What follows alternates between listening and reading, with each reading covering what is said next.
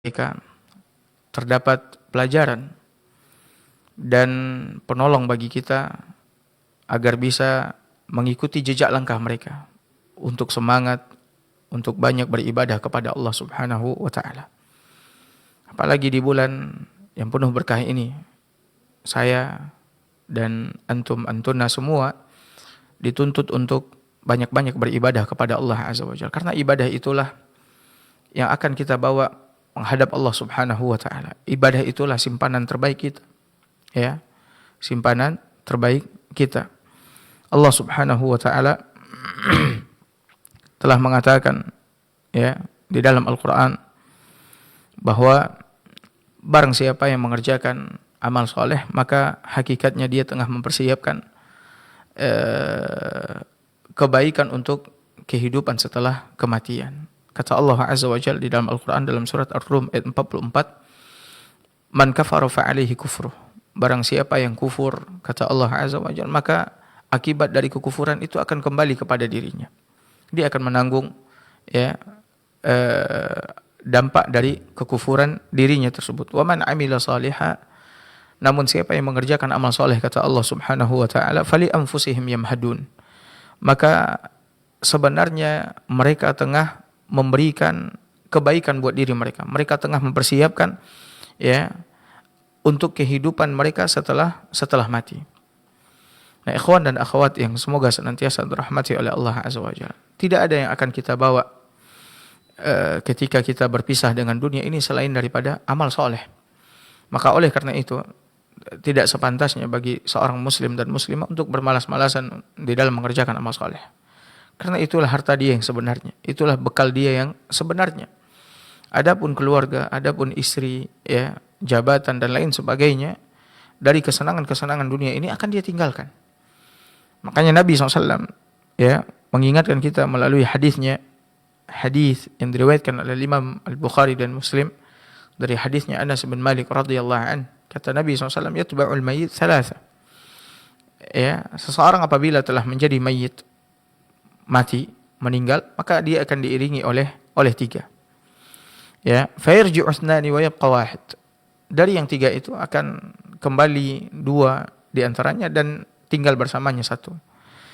Yatba'uhu ahluhu wa maluhu wa amaluhu. Yang mengiringi mayit tersebut kalau ada keluarganya, ada amalnya, ada hartanya dan ada amalnya. Ya, yang mengiringi mayit tersebut ada keluarganya, hartanya dan amalnya. Fayarji'u ahluhu wa maluhu wa yabqa amaluh. Adapun keluarga dan hartanya ini akan kembali pulang, meninggalkannya sendirian. Sedangkan amalnya tetap tinggal bersama dengannya. Makanya oleh karena itu dalam sebuah riwayat disebutkan Nabi SAW mengumpamakan manusia ini seperti seseorang yang memiliki 3 orang teman. Nabi SAW mengumpamakan manusia ini seperti seseorang yang memiliki 3 orang teman. Teman yang pertama mengatakan, ana ma'ak, aku akan senantiasa bersama denganmu. Madum tahayya, selama kau hidup. Aku akan selalu dan senantiasa bersamamu selama kau hidup. Fa idza mit, namun apabila kau mati, falasta minni walastu mink. Kau bukan lagi bahagian dariku dan aku juga bukan lagi bahagian darimu.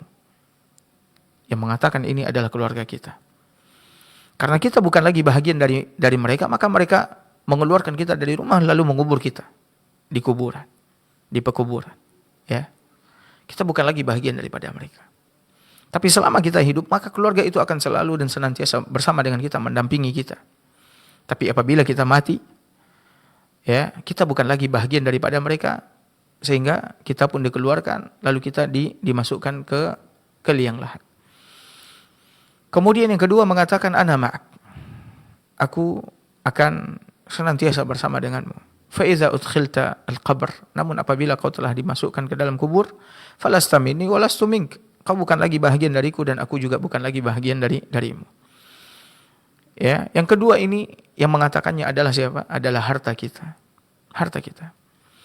Makanya harta kita mungkin akan mengiringi kita sampai ke liang lahat, ke pekuburan. Namun apabila kita telah masuk, kita telah ditimbun, ya, maka dia akan kembali pulang.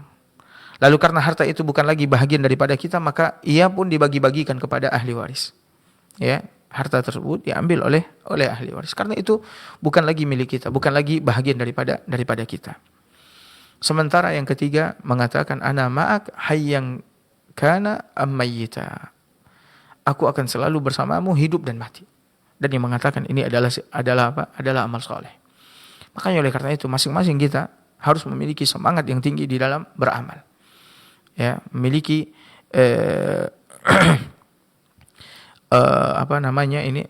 ghirah yang besar untuk bagaimana dia bisa banyak mengerjakan amal soleh. Ya, karena amal soleh itulah yang akan kita bawa menghadap Allah Subhanahu wa taala, yang kita berharap ya dapat menyelamatkan kita dari neraka Allah Azza wa Jalla dan memasukkan kita ke surga Allah Subhanahu wa taala. Amal soleh. Ya, amal soleh. Makanya Nabi SAW pernah bertanya kepada Bilal. Ya, Nabi SAW pernah bertanya kepada Bilal mengenai amal soleh yang dia kerjakan, yang dia berharap amal soleh tersebut dapat membawanya ke surga Allah Subhanahu wa taala. Sebutkan dalam hadis yang sahih diriwayatkan oleh Imam Al-Bukhari dan Muslim dari hadisnya Abu Hurairah radhiyallahu anhu. Kata Nabi SAW kepada Bilal, qala an-nabiy sallallahu alaihi wasallam li Bilal, Nabi berkata kepada Bilal, ya Bilal, wahai Bilal, khabbirni bi arja amalin amiltah manfa'atan fil Islam. Kata Nabi SAW, ya Bilal, beritahukan kepadaku amalan yang paling kau harapkan dari apa yang kau kerjakan, manfaatnya nanti di akhirat. Di antara amalan yang disyariatkan dalam Islam, yang kau harapkan manfaatnya nanti di akhirat, dapat menyelamatkanmu dari neraka, masukkanmu ke surga. Fa inni qad sami'tu al-lailata khashfa na'laika baina yadayya fil jannah. Ya, kenapa Nabi SAW bertanya kepada Bilal agar Bilal memberitahukan kepadanya amalan yang dia lakukan di dalam Islam, yang dia sangat berharap amalan itu dapat memasukkannya ke surga. Alasannya apa? Kenapa Nabi menanyakan itu? Maka kata Nabi SAW, karena sesungguhnya aku wahai Bilal, ya benar-benar telah mendengar bunyi hentakan sendalmu ya di surga Allah Subhanahu wa taala. Ya, Nabi SAW mendengar bunyi hentakan sendal Bilal di surga Allah Azza wa Jalla. Dan ini ketika Nabi SAW diangkat oleh Allah Azza wa Jalla di malam Isra dan Mi'raj ke langit. Ya, Nabi melihat beberapa peristiwa, baik peristiwa yang ada di surga maupun peristiwa yang ada di neraka. Maka Bilal pun berkata, kata Bilal, ma amiltu ya Rasulullah fil Islam amalan arja indi manfaatan. Wahai Rasulullah, aku tidak melakukan suatu amalan pun di dalam Islam yang aku harapkan sekali manfaatnya selain min anni lam atatahhar tuhuran tamman fi sa'atin min lailin aw naharin illa sallaitu bidzalika at-tuhur li rabbi ma kutiba li an usalli. Aku tidak melakukan amalan apapun ya Rasulullah di dalam Islam ini ya yang aku harapkan sekali manfaatnya selain daripada aku, kata Bilal, bersuci.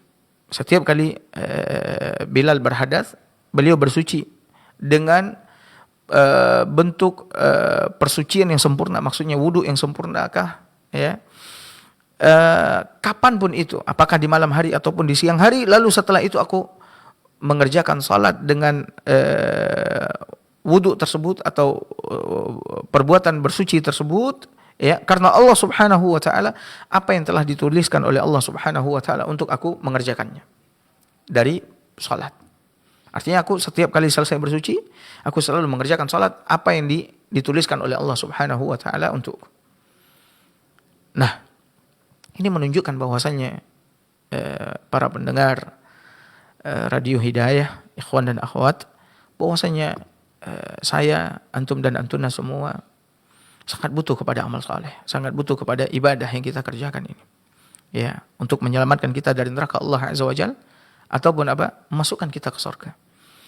Ya, bahkan Nabi SAW berkata kepada istrinya Aisyah radhiyallahu taala anha, wahai Aisyah, ya, ittaqin nar walau bisyikki tamra. Wahai Aisyah, bentengi dirimu dari neraka, selamatkan dirimu dari neraka walaupun kau hanya menyedekahkan separuh biji kurma. Lagi-lagi Nabi mengajarkan kepada istrinya dan kepada kita bahwasanya apabila kita ingin selamat dari neraka, Apabila kita ingin masuk ke dalam surga, maka hendaknya kita apa? Semangat untuk beribadah.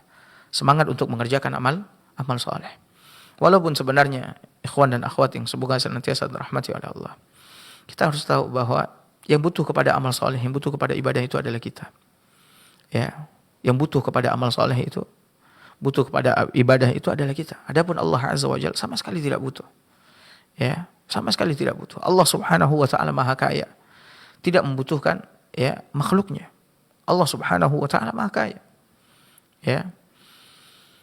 Allah tidak butuh dengan salat kita, Allah tidak butuh dengan puasa kita, Allah tidak butuh dengan zikir kita, dengan tilawah kita. Allah tidak butuh. Yang butuh kepada itu semua adalah kita sendiri. Ya. Kita beribadah atau tidak, Allah tidak akan dapat manfaat ataupun Allah juga tidak akan terkena mudarat. Makanya dalam hadis qudsi Allah Subhanahu wa taala mengatakan, ya ibadi, wahai hamba-hambaku, kata Allah Azza wa Jalla, "Lau anna awwalakum wa akhirakum wa insakum wa jinnakum kanu ala atqa qalbi rajulin wahidin minkum ma zada fi mulki syai'a." Kata Allah Azza wa Jalla, wahai hamba-hambaku, seandainya mulai dari yang pertama sampai yang terakhir, dari kalangan jin dan manusia, jin yang pertama sampai jin yang terakhir, manusia yang pertama sampai manusia yang terakhir, mereka semua berada di atas hati manusia yang paling bertakwa di antara kalian, hati seorang yang paling bertakwa di antara kalian. Ya, mereka semua berada di atas hati manusia yang paling bertakwa di antara kalian. Hati siapa yang paling bertakwa kalau bukan hati Nabi Muhammad SAW? Ya, seandainya manusia dan jin ini, ya, keimanannya, ketakwaannya seperti Nabi SAW, apa kata Allah Azza wa Jalla? Mazada fi mulki syai'a. Sama sekali tidak menambah sedikit pun kerajaanku, kekayaanku, sama sekali tidak menambah apapun. Ya. Lalu Allah mengatakan, ya ibadi, wahai hamba-hambaku, lau anna awwalakum wa akhirakum wa insakum wa jinnakum kanu ala afjar qalbi rajulin wahidin minkum ma naqasa mimma indi syai'a. Seandainya mulai dari yang pertama sampai yang terakhir, jin dan manusia, mereka semua berada di atas hati orang yang paling fujur, yang paling durhaka. Ya. Yang paling durhaka. Hati siapa? Hati Firaun. Ya. Seandainya seluruh manusia, seluruh jin yang pertama sampai yang terakhir seperti Firaun, kata Allah Azza wa Jalla, ma naqasa mimma indi syai'a. Sama sekali tidak mengurangi apapun yang aku punya. Jadi manusia ini, ya, apabila mereka beribadah kepada Allah, maka yang beruntung adalah mereka. Namun seandainya mereka tidak beribadah kepada Allah, maka yang celaka adalah mereka. Maka mari kita lihat bagaimana tingginya semangat salaf di dalam beribadah. Karena mereka tahu, mereka sadar dunia ini fana. Dunia ini akan kita tinggalkan. Ya, kita hanya hidup sementara di dunia ini. Lantas bagaimana kita akan menghabiskan usia kita hanya untuk kehidupan yang sementara ini. Kehidupan yang abadi, kehidupan yang kekal, tidak akan ada habis-habisnya adalah kehidupan akhirat. Allah Azza wa Jalla mengatakan, wa innad daral akhirata lahiyal hayawan. Dan sesungguhnya kehidupan akhirat itulah kehidupan yang sebenarnya. Nah, ikhwani wa akhwati, para pendengar Radio Hidayah yang semoga senantiasa dirahmati oleh Allah Subhanahu wa taala. Mari kita lihat semangat salaf di dalam beribadah kepada Allah Subhanahu wa taala. Bagaimana tingginya semangat mereka ini. Pertama kita lihat manusia terbaik setelah Nabi sallallahu alaihi wasallam. Siapa? Abu Bakar radhiyallahu taala an. Abu Bakar radhiyallahu taala an. Sebutkan dalam hadis yang sahih diriwayatkan oleh Imam Muslim dari hadisnya Abu Hurairah radhiyallahu an. Kata Abu Hurairah radhiyallahu an, Rasulullah SAW suatu hari pernah bertanya kepada sahabat-sahabatnya. Sahabat-sahabat tengah duduk, ya, di dekat Nabi SAW. Maka Nabi bertanya. Kata Nabi, man asbaha minkum sha'ima. Siapa di antara kalian pagi ini tengah berpuasa? Ya, siapa di antara kalian yang pagi ini tengah berpuasa? Tidak ada yang menjawab. Qala Abu Bakar. Abu Bakar menjawab, ana. Kata Abu Bakar, ana ya Rasulullah. Yang lain tidak ada yang jawab. Abu Bakar yang mengatakan, ana ya Rasulullah. Kemudian Nabi melanjutkan pertanyaannya, faman atba'a minkumul yawma janazah. Kalau begitu, siapa di antara kalian yang hari ini, kata Nabi SAW, ya, ada mengurusi jenazah, menyolatkannya, menguburkannya. Maka tidak ada yang jawab kecuali Abu Bakar radhiyallahu anhu. Qala Abu Bakar, ana ya Rasulullah. Kata Abu Bakar, ana ya Rasulullah. Kemudian Nabi bertanya lagi, "Faman at'ama minkumul yawma miskina?" Kalau begitu siapa di antara kalian yang hari ini telah memberi makan kepada fakir miskin? Qala Abu Bakar, ana ya Rasulullah. Abu Bakar kembali mengatakan, ana ya Rasulullah. Kemudian Nabi SAW kembali bertanya, mengatakan, man, kata Nabi SAW, man ada minkumul yawma maridha. Kalau begitu siapa di antara kalian yang hari ini ada menjenguk orang sakit? Ya, ada menjenguk orang sakit. Maka tidak ada yang menjawab kecuali Abu Bakar. Abu Bakar mengatakan, qala ana ya Rasulullah. Ana ya Rasulullah. Subhanallah. Perhatikan ikhwan dan akhwat. Ya. Bagaimana gigihnya Abu Bakar di dalam beramal. Bukan satu amalan, tapi banyak amalan. Dan begitulah para salaf. Ketika ada kesempatan-kesempatan untuk beramal, pintu-pintu kebaikan ada terbuka di hadapan mereka, maka mereka segera memasukinya. Mereka segera melakukannya. Tidak seperti kita menunda-nunda atau bermalas-malasan, tidak gigih, ya. Dan tidak ada yang membuat manusia tidak gigih kecuali apa? Kecuali karena dia, ya, pertama bisa jadi tidak serius di dalam beribadah, tidak serius dalam beragama. Kemudian yang kedua karena kecintaannya kepada dunia. Kemudian yang ketiga karena mengikuti nafsu syahwat yang ingin bersantai-santai, bermalas-malasan, ya. Tidak ingin susah-susah, tidak ingin capek-capek dan lain sebagainya. Tapi lihat Abu Bakar.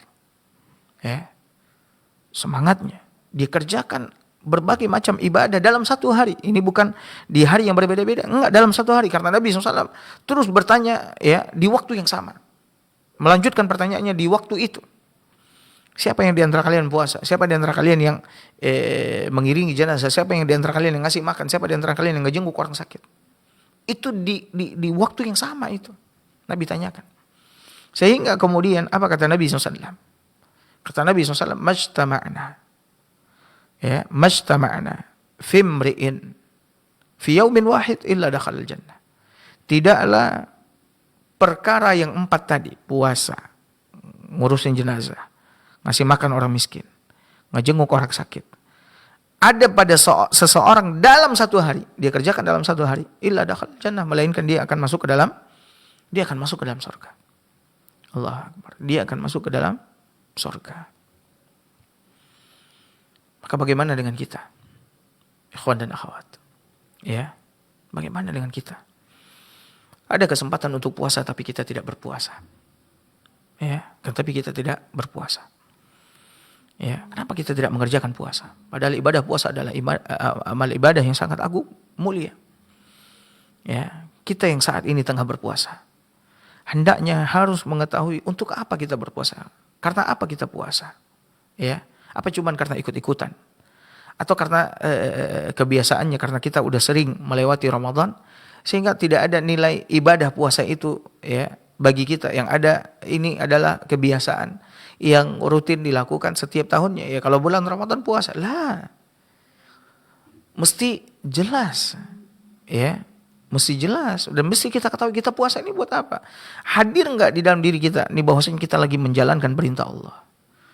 Hadir enggak dalam diri kita bahwasanya saya puasa ini untuk mengharapkan keridhaan Allah, untuk mengharapkan surga Allah, untuk mengharapkan selamat dari neraka Allah Subhanahu wa taala. Ya. Nabi SAW mengatakan man shama ramadhana imanan wa ihtisaban ghufira lahu ma taqaddama min dzambi. Hadis yang sangat azim sekali dari Nabi kita yang mulia SAW. Barang siapa yang berpuasa di bulan Ramadan, ingat, bukan karena ikut-ikutan, bukan karena kebiasaan, tapi karena iman. Dia puasa karena iman. Dia hadirkan keyakinan di dalam dirinya bahwasanya ini adalah perintah Allah yang sedang dia kerjakan. Wahtisaban, dan dia hadirkan di dalam dirinya bahwasanya dia berpuasa karena mencari ridha Allah, mencari pahala dari Allah, mencari surga Allah Azza wa Jalla. Ghufirat lahu ma taqaddama min dzambi, maka akan diampuni dosa-dosa yang telah lalu. Ya. Kemudian puasa akan membentengi kita dari neraka Allah Azza wa Jalla. Nabi SAW mengatakan, "Siyamu junnah." Puasa itu adalah benteng, adalah perisai. Ya, yang akan membentengi kita, menjaga kita dari dosa dan maksiat, dan di akhirat akan menjaga kita dari siksaan api neraka Allah Subhanahu wa taala. Ya. Maka hadirkan nilai-nilai itu. Ya. Kenapa kita enggak puasa? Ya, usahakan puasa sunnah. Walaupun cuma 3 hari di setiap bulan. Ini kita di bulan Ramadan berpuasa 1 bulan penuh.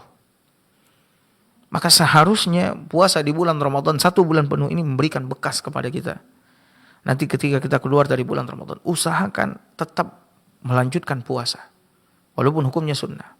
Dan setidak-tidaknya puasa 3 hari setiap bulan. Puasa 3 hari setiap bulan. Tanggalnya bebas. Yang mau berurutan seperti yang dilakukan oleh sebagian kaum muslimin, Ayyamul Bait 13, 14, 15, tafadhal. Yang tidak mau berurutan juga tidak ada masalah. Silakan, pokoknya puasa 3 hari di setiap bulan. Ya. Kemudian lihat, ada kesempatan untuk menyelenggarakan jenazah, maka selenggarakan jenazah.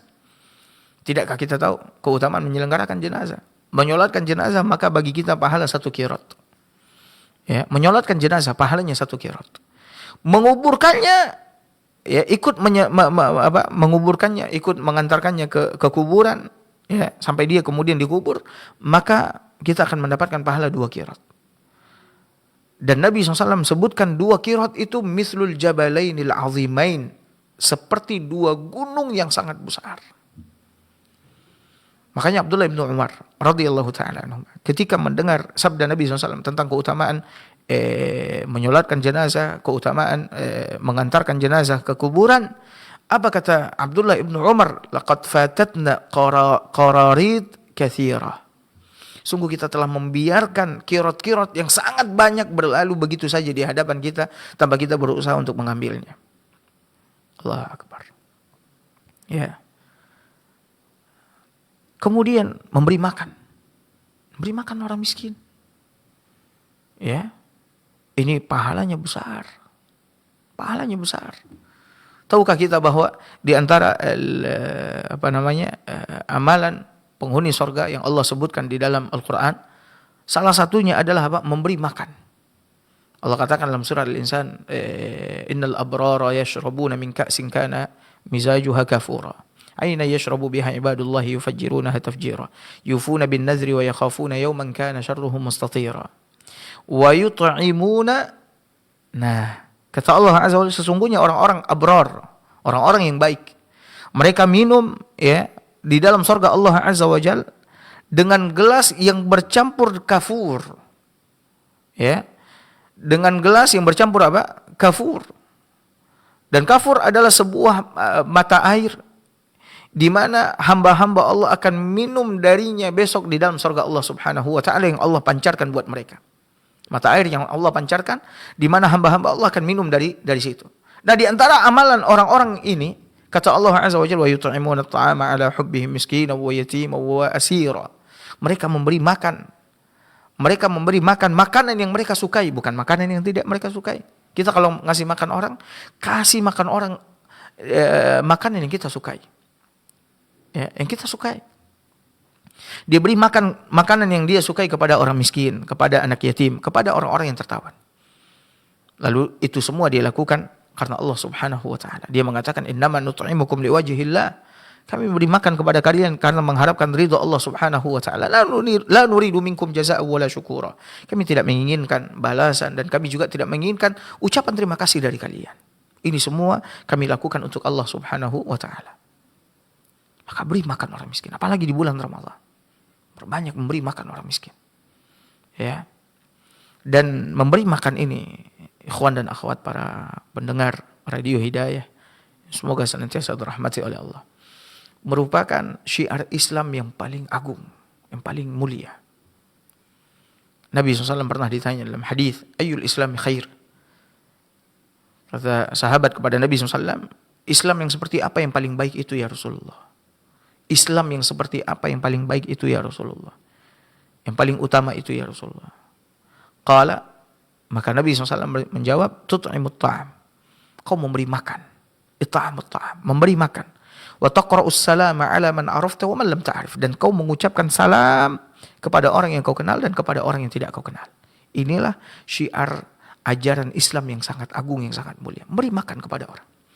Kemudian orang-orang yang suka memberi makan, mereka akan mendapatkan 1 kamar di surga Allah Subhanahu wa taala. Mereka akan mendapatkan 1 kamar di mana? Di surga Allah Azza wa Jalla. Ya.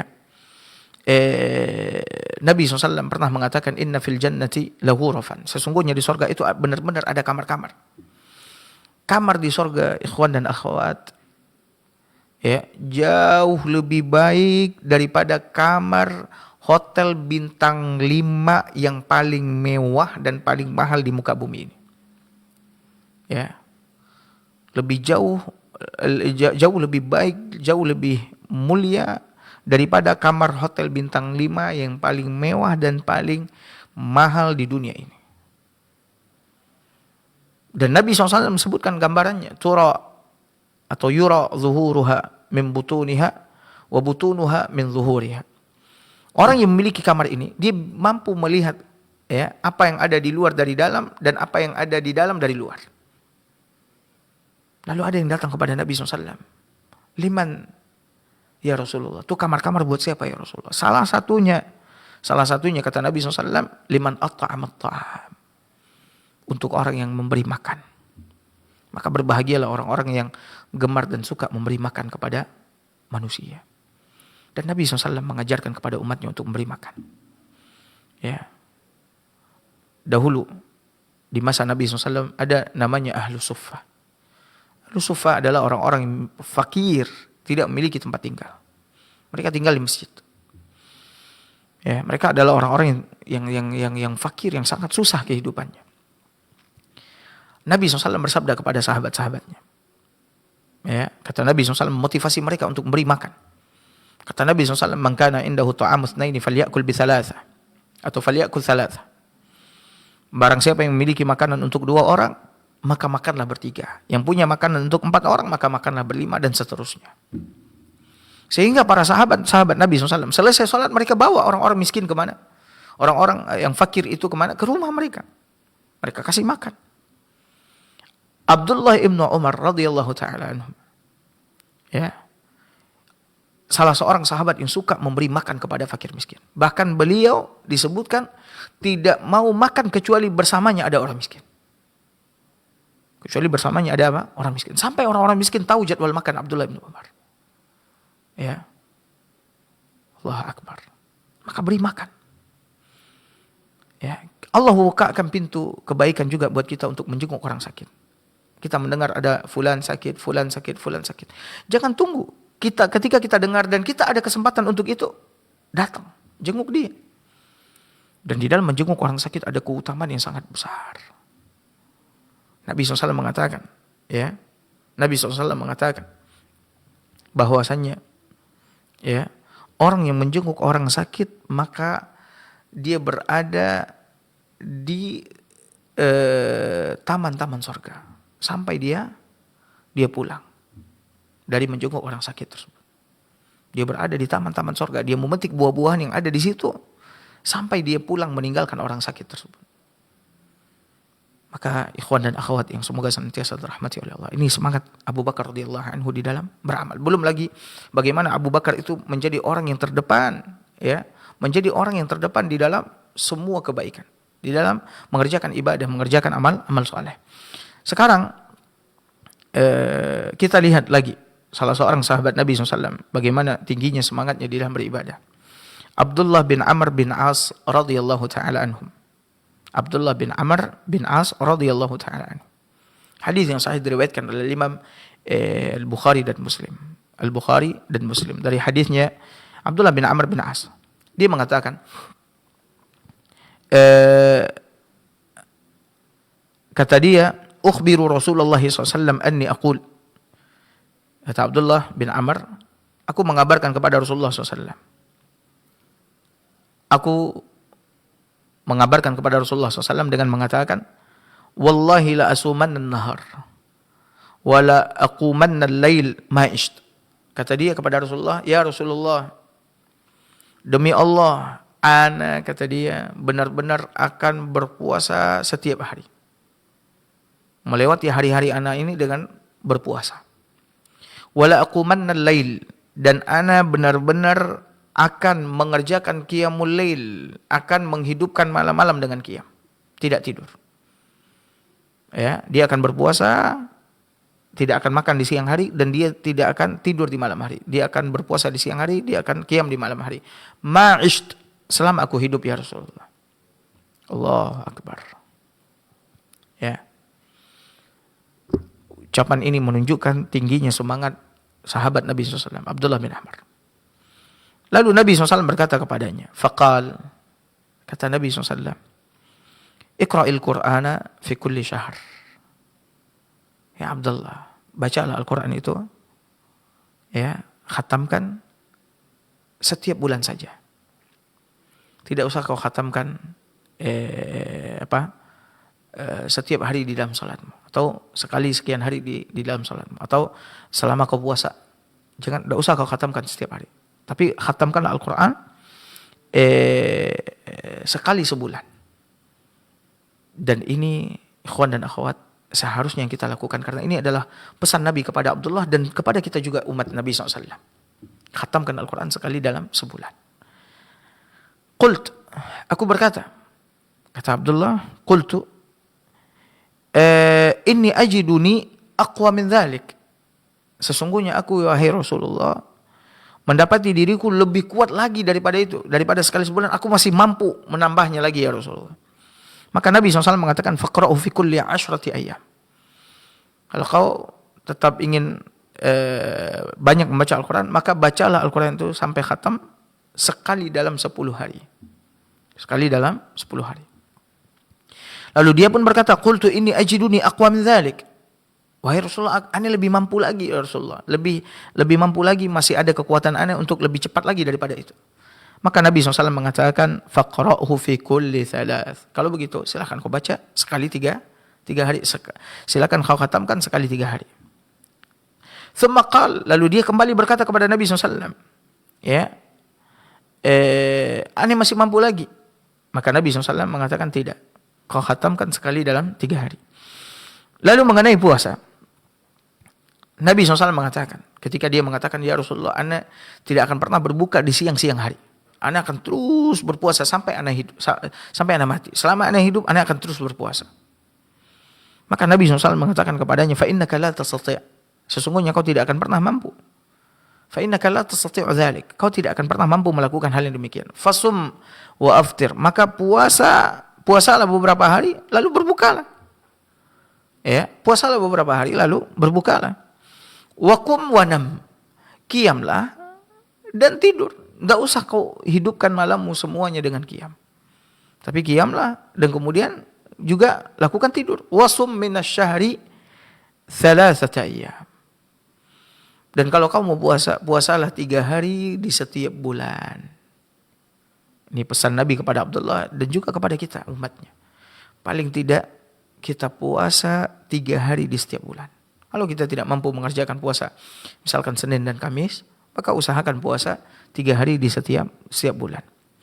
Fa innal hasanata bi 10 amsalihha wa dzalika mithlu siyamid dahr. Karena sesungguhnya wahai Abdullah, kata Nabi, satu kebaikan itu 10 kali lipat. Dan apabila kau berpuasa 3 hari di setiap pekan, di setiap bulan, kau berpuasa setiap hari 3 hari setiap bulan, maka itu sama saja dengan berpuasa sepanjang tahun. Maka dia mengatakan, ya Rasulullah, fa inni utiku afdala min dzalik. Wahai Rasulullah, ana masih mampu melakukan lebih baik lagi daripada itu, daripada 3 hari. Kata Nabi SAW, fasum yauman wa aftir yaumain. Kalau begitu silakan kau puasa sehari, berbukalah 2 hari. Puasa sehari, buka 2 hari. Berarti dalam sebulan dia puasa lebih kurang 10 hari.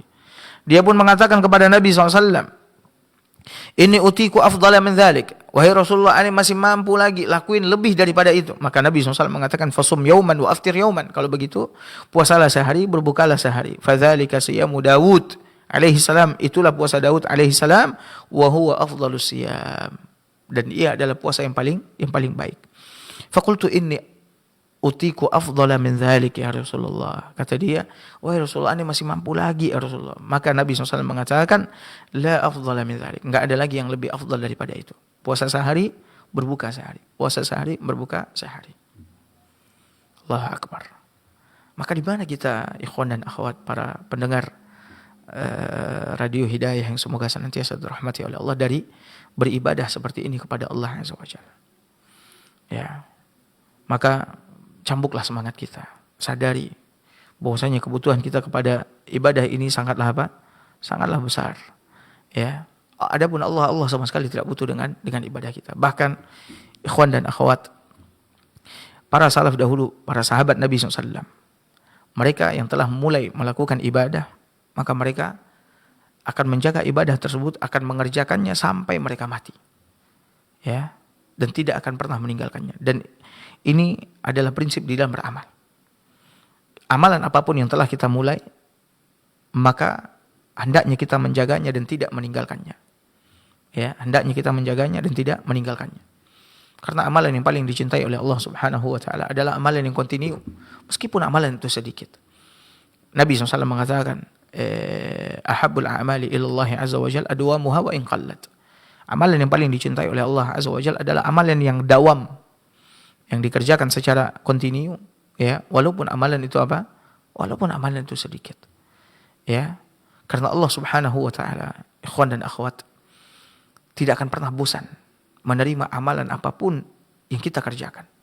Semua amalan, mulai dari yang paling kecil sampai yang paling besar, akan kita temukan dan dapatkan balasannya dari Allah Azza wa Jalla. Ya, Allah tidak akan pernah bosan menerima amalan kita sampai kita sendiri yang bosan di dalam mengerjakan amalan tersebut. Maka oleh karena itu, agar kita bisa continue di dalam beramal, maka mulailah mengerjakan amalan itu dari yang paling kecil, dari yang paling ringan. Ya, yang dinilai oleh Allah adalah continuenya, bukan besarnya amalan yang kemudian habis itu tidak lagi kita kerjakan. Lihat, ikhwan dan akhwat yang semoga senantiasa dirahmati oleh Allah Azza wa Jalla. Salah seorang istri Nabi SAW, Ummu Habibah radhiyallahu taala anha. Ummu Habibah radhiyallahu taala anha. Sebutkan dalam hadis yang sahih diriwayatkan oleh Imam Muslim. Ya. Dari An-Nu'man bin Salim. Dari An-Nu'man bin Salim. Dari Amr bin Aus. Dia berkata, haddatsani Ambasah ibn Abi Sufyan fi maradihi alladhi mata fihi. Kata Amr bin Aus, Ambasah bin Abi Sufyan telah menceritakan kepadaku atau menyampaikan hadis kepadaku di saat dia sakit yang mengantarkannya kepada kematian. Di mana kata Ambasah bin Abi Sufyan, qal sami'tu Ummu Habibah, aku mendengar Ummu Habibah radhiyallahu taala anha taqul, berkata, sami'tu Rasulullah sallallahu alaihi wasallam, aku mendengar Rasulullah sallallahu bersabda. Ya. Kata Nabi SAW, man shalla 12 raka'atan fi yawmin wa lailatin bana lahu atau buniya lahu bihinna baitun fil jannah. Kata Nabi SAW, barang siapa yang mengerjakan salat 12 rakaat. Barang siapa yang mengerjakan salat 12 rakaat, ya, dalam sehari dan semalam, maka akan dibangunkan baginya dengan salatnya tersebut sebuah rumah di surga. Allah bangunkan untuknya sebuah rumah di mana? Di surga. Salat 12 rakaat sehari semalam. Inilah salat sunat yang muakkadah, salat sunat rawatib yang muakkadah. Mana saja yang 12 itu? 4 rakaat sebelum zuhur, kemudian 2 rakaat setelahnya, kemudian 2 rakaat setelah maghrib, 2 rakaat setelah isya, dan 2 rakaat sebelum subuh. Itu yang didengar oleh Ummu Habibah radhiyallahu anha dari Nabi SAW. Maka dia pun mengatakan kepada Ambasah ibn Abi Sufyan, ketika dia meriwayatkan hadis ini, qalat Ummu Habibah, Ummu Habibah berkata, fama taraktuhun mundu sami'tuhun min Rasulillah sallallahu alaihi wasallam. Aku tidak pernah meninggalkan yang 12 itu, kata Ummu Habibah. Aku tidak pernah meninggalkan yang 12 itu sejak aku mendengarnya dari Nabi sallallahu alaihi wasallam. Allahu akbar. Kita banyak yang sudah kita dengar. Tapi dari sekian banyak yang sudah kita dengar, mana yang sudah kita amalkan dan mana yang sampai detik ini masih kita amalkan? Di mana semangat kita? Di dalam continue beramal, beribadah kepada Allah Azza wa Jalla. Nah, Ambasah bin Abi Sufyan ketika menceritakan hadis ini kepada Amr ibn Aus, dia pun mengatakan, "Fama taraktuhun mundu sami'tuhun min Ummi Habibah radhiyallahu anha." Aku, kata Ambasah, tidak pernah meninggalkan yang 12 ini semenjak aku mendengarnya dari Ummu Habibah. Allahu Akbar. Amr ibn Aus pun juga berkata kepada An-Nu'man ibn Salim rahimahullah bahwasanya ketika dia meriwayatkan hadis ini dari Ambasah dari Ummu Habibah, dia mengatakan fama taraktuhun mundu sami'tuhun min Ambasah. Aku tidak pernah meninggalkannya semenjak aku mendengar dari Ambasah. Kemudian An-Nu'man bin Salim rahimahullahu taala pun juga mengatakan ma taraktuhun mundu sami'tuhun min Amr bin Aus. Aku tidak pernah meninggalkan yang 12 itu semenjak aku mendengarnya dari Amr ibn Aus rahimahumullahu jami'an. Nah, ikhwan dan akhwat para pendengar setia Radio Hidayah yang semoga senantiasa dirahmati oleh Allah. Seperti ini tingginya semangat salaf di dalam beribadah, di dalam beramal. Bukan saja memulainya kemudian habis itu mereka tinggalkan, tidak, tapi mereka jaga, terus mereka jaga. Ya, sampai kapan? Sampai mereka meninggal dunia, sampai mereka meninggal dunia. Kemudian lihat lagi bagaimana tingginya semangat salaf di dalam beramal dan menjaga amalan tersebut. Ya. Hadis yang diriwayatkan oleh Imam Al-Bukhari dan Muslim dari hadisnya Ali bin Abi Thalib radhiyallahu taala bahwasanya Fatimah suatu hari pernah datang ke rumah Nabi SAW. Dia ingin meminta seorang pembantu atau seorang budak dari Nabi SAW yang akan membantunya untuk mengerjakan pekerjaan rumah. Ya, karena memang pekerjaan rumah itu adalah pekerjaan yang berat yang dilakukan oleh para ibu, para istri. Maka butuh kesabaran, butuh kekuatan. Nah, Fatimah datang ya kepada Nabi, ke rumah Nabi, namun ternyata Nabi SAW ketika itu tidak ada. Maka dia pun kembali pulang. Ketika Nabi SAW pulang, istrinya mengatakan tadi putrinya Fatimah datang ke rumah mencarinya. Maka Nabi SAW pun mendatangi mereka. Sebagai seorang ayah, sebagai seorang mertua, sebagai seorang Nabi dan Rasul. Dia datang ke rumah anaknya. Ya. Lalu dia pun duduk di antara anaknya dan menantunya, Fatimah dan Ali. Lalu Nabi SAW berkata kepada mereka, kata Nabi SAW kepada Fatimah, tadi kau datang ke rumah? Iya. Apa yang kau inginkan? Aku menginginkan pembantu atau seorang budak untuk membantuku mengerjakan pekerjaan rumah. Lalu apa kata Nabi SAW? Ala ukhbiruki ma huwa khairul laki min, wahai putriku, maukah kau aku beritahukan kepadamu, ya, aku beritahukan kepadamu yang lebih baik daripada apa yang kau minta. Maukah kau aku beritahukan sesuatu yang lebih baik daripada apa yang kau minta. Kau tadi minta pembantu, minta budak untuk membantumu mengerjakan pekerjaan rumah. Ada yang lebih baik daripada itu. Maka kata putrinya, tentu. Ali pun mendengarkan. Kata Nabi SAW, tusabbihinallaha inda manamiki 33. Hendaknya kau bertasbih, mengucapkan subhanallah, subhanallah, subhanallah sebanyak 33 kali ketika kau akan tidur. Ketika kau akan tidur, bertasbihlah 33 kali. Wa tahmadinallaha 33. Dan hendaknya kau bertahmid, mengucapkan alhamdulillah, alhamdulillah, alhamdulillah sebanyak 33 kali. Wa tukabbirinallaha 34. Dan hendaknya kau bertakbir, mengucapkan Allahu Akbar, Allahu Akbar sebanyak 34 kali. Ya, sebanyak 34 kali. Ini lebih baik daripada apa yang kau minta. Mungkin sebagian ada yang bertanya, apa hubungannya kalimat-kalimat ini dengan apa yang diminta oleh siapa? Oleh Fatimah. Ikhwan dan akhwat yang semoga senantiasa dirahmati oleh Allah. Hubungannya adalah apa?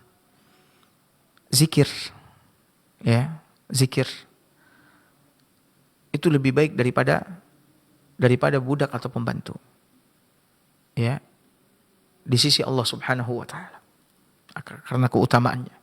Kemudian zikir akan memberikan kekuatan kepada pemiliknya. Sehingga dengan itu dia jauh lebih kuat daripada dia dibantu oleh seseorang. Ya, dibantu oleh seseorang. Maka Fatimah dan Ali pun mengamalkan apa yang dilakukan oleh Nabi SAW. Apa yang diajarkan oleh Nabi SAW. Maka setiap kali mereka akan tidur, mereka membaca ini. Subhanallah, subhanallah 33 kali. Alhamdulillah, alhamdulillah 33 kali. Allah Akbar 34 kali.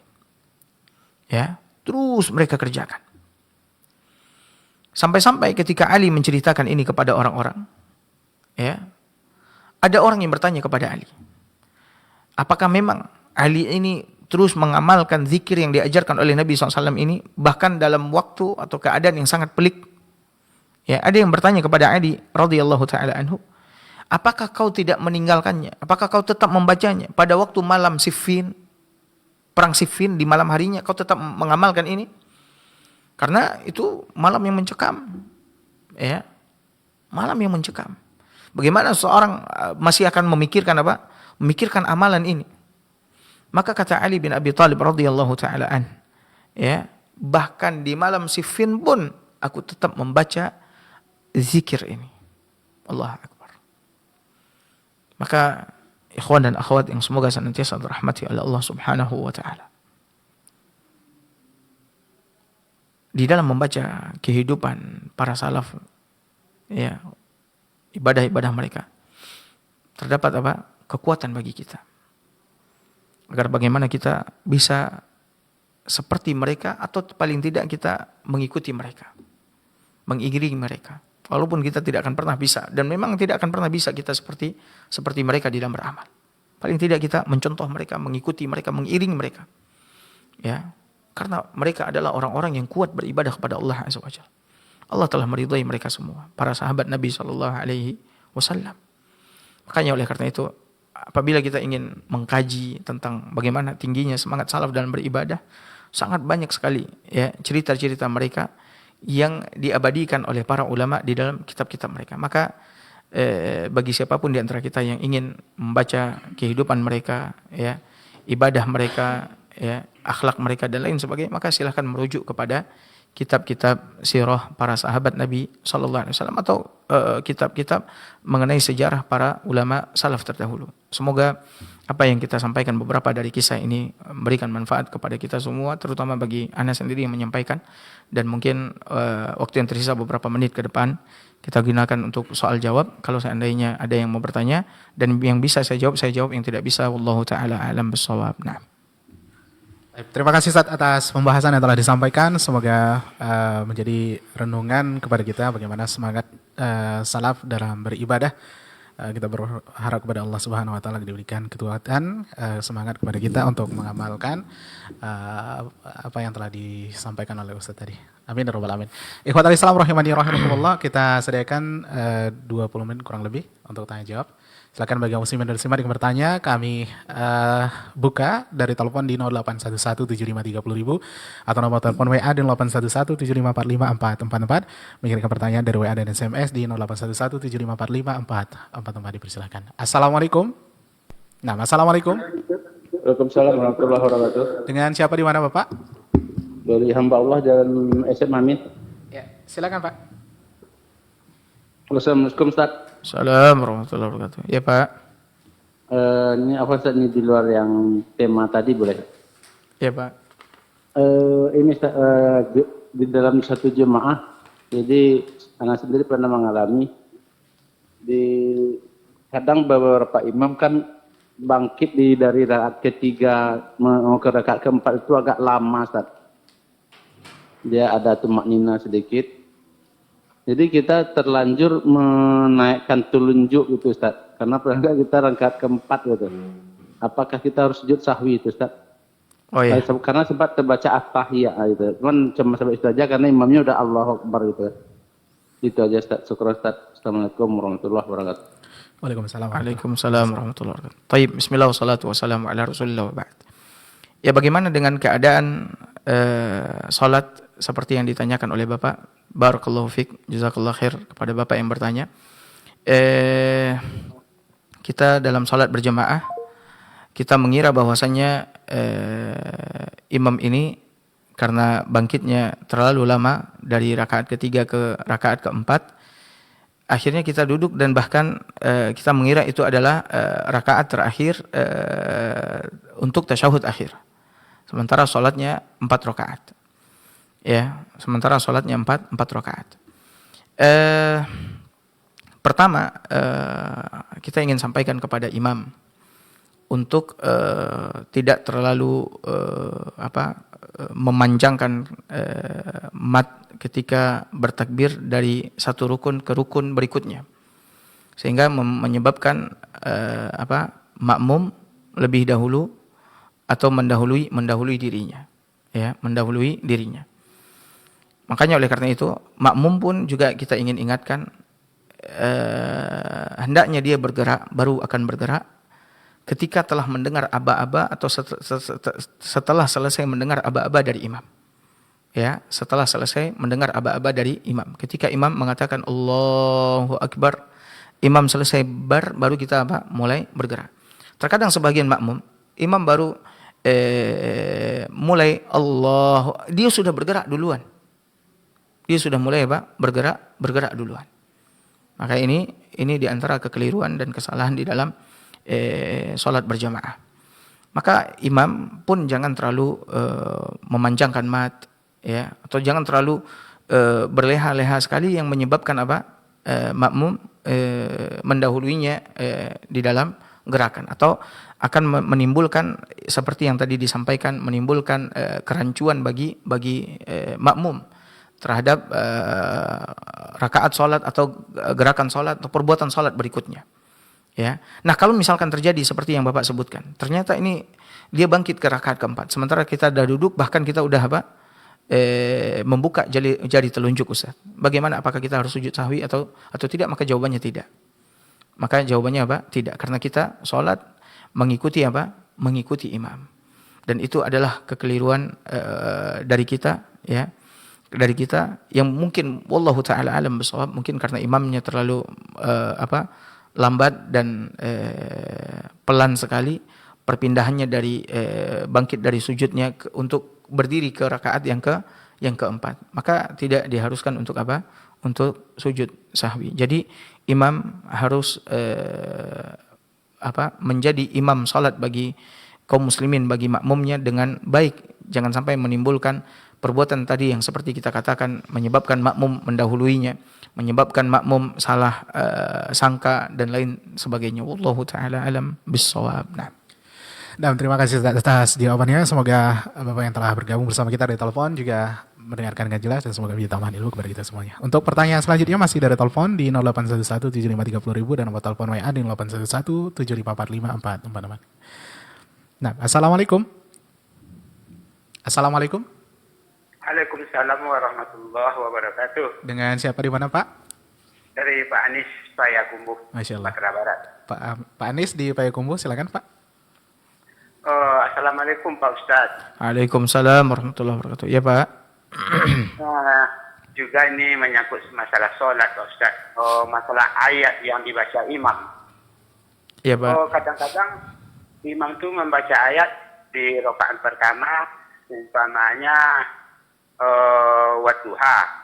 Kemudian di rakaat yang kedua dia baca sabbihis, surah A'la. Seperti pertama qul huwallah, kemudian alam tarokai. Terbalik. Apakah ini dibolehkan Pak Ustaz? Tidak berurutan Pak. Ya. Tidak berurutan ya. Itu Pak? Ya. Itu saya Pak? Iya. Iya. Nah, terima kasih Pak atas pertanyaannya. Jazakallah khair. Barakallahu fikum kepada Pak Anis yang bertanya dari Payakumbuh. Ya, bagaimana kalau seandainya seseorang sholat? Ini bukan imam saja, kita lah misalkan sholat juga. Kalau tadi kan ditanyakan imam rakaat pertama baca ad-duha, habis itu rakaat kedua baca sabbihisma rabbikal a'la dan seterusnya. Atau rakaat pertama baca qul huwallahu ahad, rakaat kedua dia baca alam tara kaifa fa'ala rabbuka bi ashabil fil. Nah, ini suratnya tidak berurutan. Bagaimana sholat seperti ini Ustaz? Bolehkah seperti itu atau seperti apa? Nah, kepada Pak Anis dan seluruh para pendengar Radio Hidayah yang semoga senantiasa dirahmati oleh Allah. bolehkah seseorang membaca ayat atau membaca surat di dalam salat itu tidak berurutan? Rakaat pertama seperti yang tadi dikatakan, baca surat duha, rakaat kedua surat Al-A'la atau Al-Ikhlas, kemudian Al-Fil. Jawabannya boleh. Ya, jawabannya boleh. Nabi kita yang mulia SAW pernah disebutkan ketika beliau mengerjakan salat malam dan dihadiri oleh salah seorang sahabat yang ikut salat malam bersama dengan Nabi SAW. Nabi SAW ketika itu membuka bacaan suratnya, kata sahabat ini Hudzaifah ya. Hudzaifah atau Abdullah bin Abbas, Anda lupa nih. Nabi SAW membuka bacaan suratnya dengan surat Al-Baqarah. Dengan surat Al-Baqarah. Kemudian selesai Al-Baqarah, Nabi SAW membaca surat An-Nisa. Kemudian selesai An-Nisa, Nabi SAW membaca surat Ali Imran. Ya. Nah, dari sini kata para ulama, Nabi SAW mendahulukan surat An-Nisa daripada surat Ali Imran. Padahal kalau dari sisi urutan, Ali Imran lebih dahulu daripada surat An-Nisa. Ya, Ali Imran lebih dahulu daripada surat An-Nisa. Nah, berdasarkan ini, para ulama mengatakan tidak mengapa bagi seseorang ketika sholat membaca surat tidak berurutan. Membaca surat tidak berurutan. Yang tidak boleh dilakukan oleh seseorang ketika sholat membaca surat itu adalah dia membolak-balikkan ayat. Nah, ini yang tak boleh Pak Anies. Ya. Contoh misalkan dia baca surat Ad-Duha. Dia baca ayat yang tengah dulu, habis itu misalkan wajadaka dhallan fahada, kemudian dia baca wal-laili idza yaghsha, dia bolak-balik wadduha wal-laili idza saja, wal-laili idza saja, kemudian dia bolak-balik ya wa amma bi ni'mati rabbika fahaddits, bolak-balik ayat ini yang enggak boleh. Ya, ini yang tidak boleh. Adapun membaca surat ya yang tidak berurutan di dalam salat, maka ini perkara yang tidak apa-apa. Wallahu taala alam bissawab. Nah. Baik, terima kasih Ustaz atas jawabannya. Semoga Bapak yang telah bergabung bersama kita dari telepon juga mendengarkan dengan jelas. Baik. Kita beralih ke pertanyaan dari WA yang telah dikirimkan dari pendengar. Nah, di sini ada pertanyaan Ustaz dari SMS. Ustaz, Assalamualaikum warahmatullahi wabarakatuh. Assalamualaikum. Kami sebagai pengurus salah satu masjid mengumpulkan donasi untuk berbuka puasa di masjid. Tapi akhir-akhir ini ada rasa keraguan tentang donasi ini Ustaz.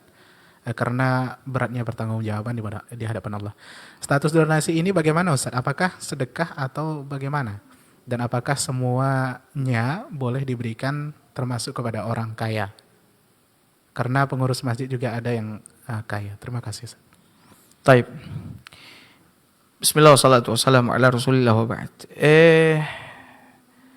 Bagi kawan-kawan yang membuka sunduk tabarruat, sunduk untuk donasi, apakah itu untuk kegiatan masjid atau acara berbuka puasa di masjid, ya, maka ini tidak ada masalah kita menjadi perantara bagi kaum muslimin, ya, tolong menolong untuk menyalurkan harta mereka agar diberikan kepada orang-orang yang memang karena itu donasi itu dibuka, ya.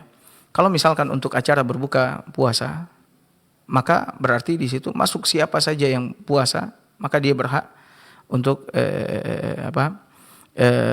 makan di situ dari donasi-donasi yang dikumpulkan. Dan memang seperti yang disebutkan bahwa panitia yang mengumpulkan donasi, apakah untuk masjid atau agenda acara dan lain sebagainya, harus siap, ya, harus tahu bahwasanya ini akan dipertanggungjawabkan di hadapan Allah Azza wa Jalla. Maka dia mesti amanah. Jangan sampai dia mengambil yang bukan menjadi haknya dari donasi tersebut, atau dia menyelewengkan dana tersebut kepada hal yang lain, ya, karena dia akan dipertanggungjawabkan. Maka hendaknya dia mesti jujur, dia mesti amanah, ya. Dan kalau seandainya memang donasinya memang untuk fakir miskin, berarti dia harus berikan kepada fakir miskin. Tapi kalau ini sifatnya umum, ini untuk perbukaan di masjid ini untuk sekian orang, maka masuk di situ orang kaya ataupun orang miskin, maka ini tidak mengapa. Allah taala alam bisawab. Baik, terima kasih Ustaz atas jawabannya. Semoga yang bertanya juga dapat mendengarkan dengan jelas dan menjadi tambahan ilmu juga kepada kita semuanya. Baik, untuk pertanyaan selanjutnya dari Nah, ini mungkin pertanyaan yang terakhir ya. Nah, Ustaz. Baik. Ada pertanyaan Ustaz. Assalamualaikum warahmatullahi wabarakatuh. Izin bertanya Ustaz. Ustaz, apa hukumnya seorang ibu menghatamkan Al-Quran dihadiahkan kepada anaknya yang masih hidup? Tujuannya agar tujuannya seorang ibu ini supaya anaknya mendapatkan kebaikan. Nah, syukran Ustaz. Iya. Bismillah, salatu wassalamu ala rasulillahi wa ba'd. Apa hukumnya menghadiahkan bacaan Al-Quran untuk anak? Ya. Bapak Ibu hadirin hadirat, ikhwan dan akhwat, para pendengar Radio Hidayah. Kita belum pernah mendengar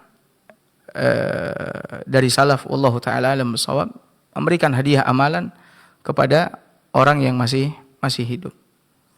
Ya, wallahu ta'ala alam. Kita belum pernah mendengar.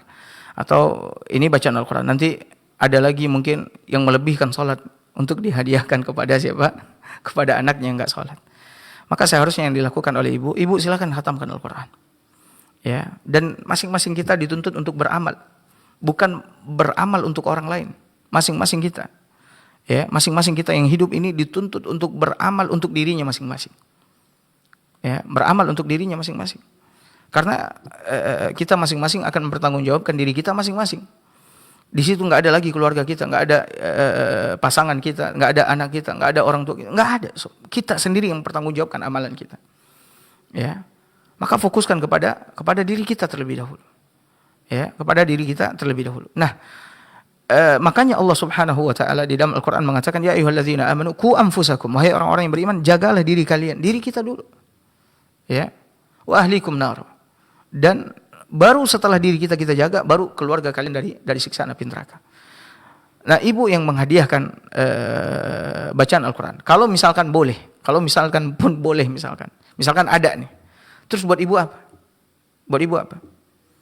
Apakah ibu yang bertanya ini amalannya sudah banyak? Ana insya Allah Ustaz rutin sebulan itu 5 kali khatam, udah satunya buat ini. Kalau seperti itu mungkin ya. Cuman ini pun juga nggak ada contohnya. Kita membacakan Al-Quran, kemudian kita niatkan ini untuk anak saya yang jarang baca Al-Quran. Ya, nggak ada Bapak Ibu sekalian. Ya, atau kita lebihkan sholat kita, ini kelebihan sholat nih saya hadiahkan buat ini, nggak ada. Ya, nggak ada. Yang ada kita, kalaupun menghadiahkan amalan untuk orang-orang yang telah meninggal dunia, dunia, dan itu pun juga lagi-lagi ketika kita ingin memberikan hadiahnya, menghadiahkan amalan tersebut, itu pun harus sesuai dengan tuntunan apa? Tuntunan syariat. Seperti untuk orang-orang yang telah meninggal, kita nggak ada hubungan, cuman karena kita dekat sama dia, maka doakan dia. Doa ampunan, doa rahmat untuk dia yang telah meninggal, ini adalah hadiah yang paling baik yang kita berikan kepada orang-orang yang telah meninggal.